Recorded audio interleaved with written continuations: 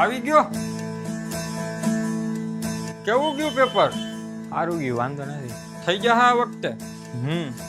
સારું તો અહીંયા ઘડીક આરામ કરવો હોય તો કરી લે, પછી વાડીએ જરાક કામ છેથી જવાનું છે.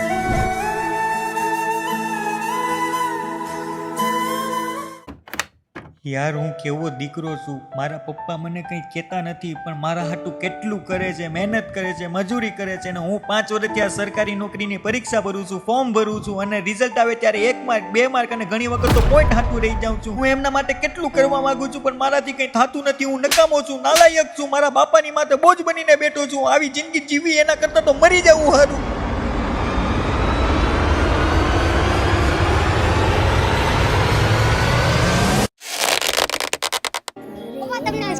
નિશારે પૂછ્યું કે તમે મોટા થઈને શું બનશો? તો મારા દીકરાએ શું જવાબ આપ્યો? તો મેં એમ કીધું કે હું મોટો થાય ને મોટો અધિકારી બની, મોટો ઓફિસર. વાહ, મારા દીકરાને અધિકારી બનવું એમ ને? હા પપ્પા, હું મોટો ઓફિસર બની જાય પછી હું તમને અને મમ્મીને બેયને લાલ બત્તી વાળી ગાડીમાં ફેરવી. એમ? હા. અરે વાહ વાહ.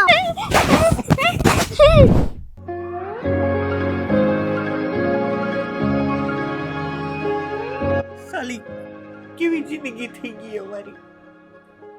નથી જીવી શકતો કે નથી મરી શકતો.